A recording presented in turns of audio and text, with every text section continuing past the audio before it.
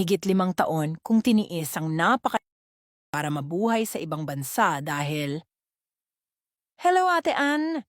Magandang araw sa iyo at ganun na rin sa mga masugid mong tagapakinig. Hayaan niyo na ibahagi ko ang aking kanarasan bilang isang OFW. Isa ako sa mga taong napakamalas, pero lumaban. Please hide my identity dahil una sa lahat tinago ko ang nangyari sa akin, sa aking mga anak at pamilya, at inisip ko na lamang na parte iyon ng aking trabaho. Nakatira kami sa isang probinsya dito sa Visayas. Nagkaroon ako ng asawa sa edad na 18 pa lamang dahil nabuntis ako. Mahirap talaga kami Ate Ann dahil sa kakulangan ng kinikita ng aking mister, lalo na noong naging 2 pa ang aming anak. Humantong kami sa laging pag-aaway na tuluyang naghiwalay. Umuwi ako sa aking gamagulang kahit alam kong nahirap din sa buhay. Nagtatrabaho ako bilang kasambahay para sa aking mga anak, ngunit kulang pa rin. Mabuti na lamang ay may kakilala ako na iniinganyo ako na mag-abroad dahil malaking-malaki ang sahod mga doon. Fast forward tuluyan akong nakapunta sa ibang bansa, dala ang mga pangarap ko sa aking mga anak. Ngunit hindi ako naging swerte sa amo. Kinuha ang passport ko nang makarating ako sa kanila. Sobrang bangis ng among babae, kunting kilos mo lang agad akong tatamaan ng anumang bagay ang madampot niya.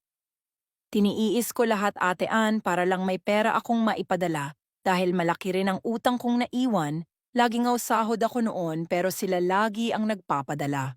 Buong akala ko na ang amo kong lalaki ang ay iba sa kanyang asawa. Noong una pansin ko na lagi niya akong sinusundan sa may kusina, tapos lagi siya sa aking likuran, iyon pala lagi niyang tinutuyok ang kanyang manoy sa aking likuran. Ate Ann, paulit-ulit pero wala akong magawa. Laging aking tagiliran at kapag magsumbong tindaw ako lagi niyang sasabihin na ako raw ang niya. Sobrang sakit ng